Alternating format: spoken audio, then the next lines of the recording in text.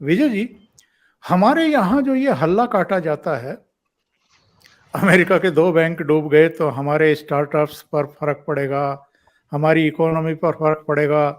जब हिंडनबर्ग की रिपोर्ट आई थी तो कहा गया कि एलआईसी डूब जाएगा, एलआईसी में जो लोगों का पैसा है वो डूब जाएगा, बर्बाद हो जाएंगे लोग।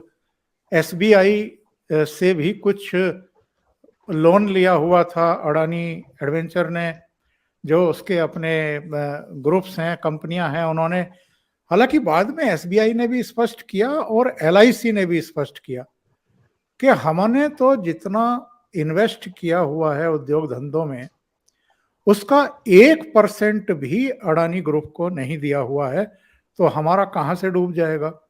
तो ये जो राजनीति होती है हमारे देश में, ये हमारी इकोनॉमी के लिए किस तरीके से, या जो हमारे यहाँ निवेश करना चाहते हैं, हालांकि वो इतने लल्लू तो हैं नहीं, जो निवेशक यहाँ निवेश करना चाहते हैं कि विपक्ष के इस हल्ले में आ जाएंगे, या उनको वास्तविकता का पता ही नहीं है। कोई अगर भारत में निवेश करने का मन बनाएगा तो वो बहुत अध्ययन के साथ यहाँ आना चाहेगा, उसके पास तमाम इंफॉर्मेशंस होंगी कि किस तरह की व्यवस्थाएं हैं। लेकिन ये लोग किसका नुकसान कर रहे हैं और किसका फायदा कर रहे हैं?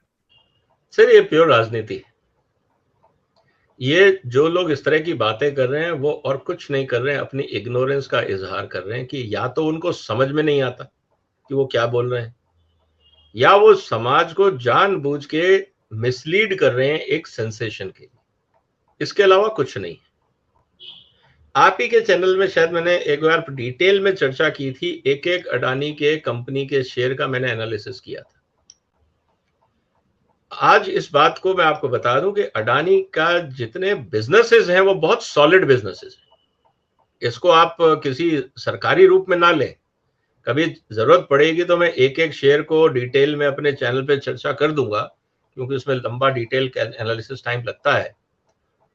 मैं आपको एक एक बारीकी इस बैलेंस शीट से समझा सकता हूं कि क्यों ये शेयर सही हैं और क्यों हमें समझ के इन्वेस्टमेंट करना चाहिए, पहली बात। दूसरी बात, मैं रिकमेंड नहीं कर रहा हूं, लेकिन आप अपना एनालिसिस करें।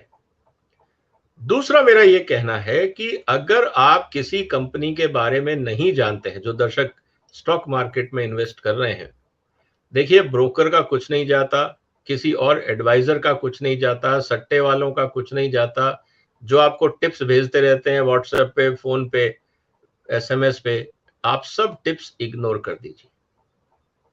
सिर्फ एक चीज का ध्यान रखिए, जब आप बाजार जाते हैं तो ये देखिए कि बाजार में लोग किस कंपनी का माल खरीद रहे हैं।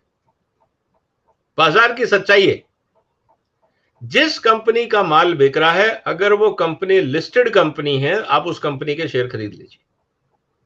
क्योंकि जब कंपनी का माल बिकेगा तो प्रॉफिट भी कमाएगी, जब प्रॉफिट कमाएगी तो शेयर की वैल्यूएशन, और शेयर से आपको अच्छा प्रॉफिट भी हो सकता है, उसका वैल्यूएशन भी मिल सकता है, और कंपनी शायद आपको डिविडेंड भी दे दे।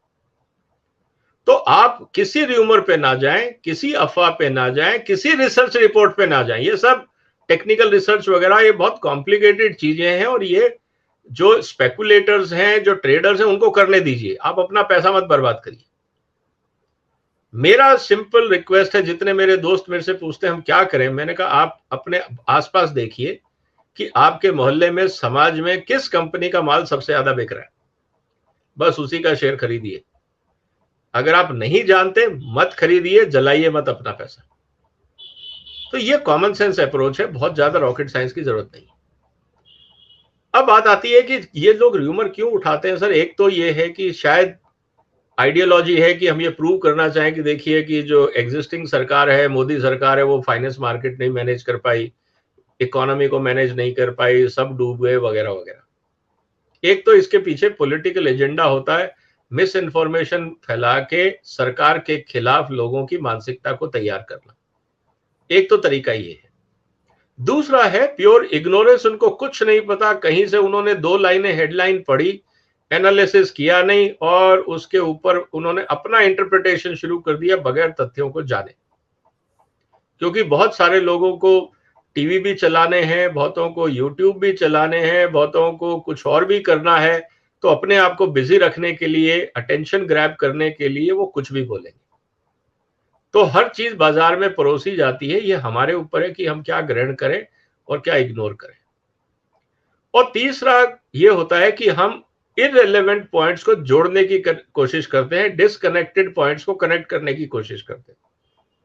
एक तरफ हमने अडानी का मुद्दा उठाया, फिर हाइडेनबर्ग का मुद्दा उठाया, फिर हमने उठा के ये जो बैंक अमेरिका में कोलैप्स हुए उसको किया, और फिर हमने उसको इंडिया में स्टार्टअप से जोड़ दिया।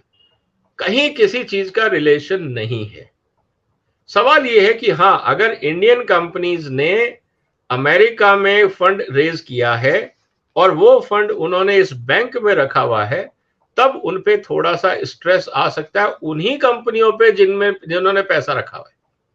मान लीजिए आज हम कहते हैं हिंदुस्तान में 100 यूनिकॉर्न है, 100 यूनिकॉर्न है जिनका वैल्यूएशन 1 बिलियन प्लस है, मतलब 100 बिलियन के आसपास है।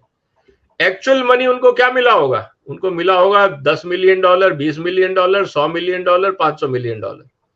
कुल मिला के उसकी वैल्यूएशन अगर आप मल्टीपल हटा दें तो मेरे ख्याल से 4-5 मैक्सिमम $10 बिलियन होगा। सर, हिंदुस्तान की इकोनॉमी में अगर आप $10 बिलियन राइट ऑफ भी कर देते हैं तो क्या होता है? कुछ नहीं होता, कुछ नहीं होता है हिंदुस्तान की इकोनॉमी के लिए, और ओवरनाइट राइट ऑफ नहीं हो रहा है। तो कहने का मतलब क्या है सर, कि ये वैल्यूएशन का खेल है। वैल्यूएशन और प्रॉफिट दो अलग चीजें। जब हम बोलते हैं घाटा हो गया, घाटा बोला जाता है जब आपका लॉस हो जाता है या लॉस ऑफ प्रॉफिट हो जाता है, उसको घाटा बोला जाता है। कंपनी का अगर वैल्यूएशन कम ज्यादा होता है तो उसमें सबसे ज्यादा मार शेयर होल्डर को पड़ती है। डिपॉजिटर या कंज्यूमर या इकोनॉमी को ऐसा सच नहीं होता है। हाँ, तभी होता है जब उन्होंने हाई वैल्यूएशन पे किसी बैंकिंग सिस्टम से अपने शेयर प्लेज करके लोन लिया हो, लोन अगेंस्ट द शेयर्स, तब उस कंपनी पे यह दबाव पड़ता है कि जब शेयर प्राइस गिरते हैं तो मार्क टू मार्केट, जिसको M2M बोला जाता है, तब आपको एक्स्ट्रा डिपॉजिट करना पड़ता है to compensate that valuation loss. वहां पे मालिकों के पास अगर कैश नहीं होता है तो वो दबाव में आते हैं, फिर वो कहीं और से लोन, दोस्तों से पैसा लेके जुगाड़ करके अपना हिसाब करते हैं। लेकिन ये कहना कि उससे पूरी इकोनॉमी बैठ जाएगी, देश बैठ जाएगा, सर कोविड में तो नहीं बैठा। जब पूरा मार्केट बंद हो गया था, टेक्निकली लॉकडाउन था, देश चल रहा था। तो ये एक अफवाह फैलाना, मुझे लगता है ये एग्जेजरेशन।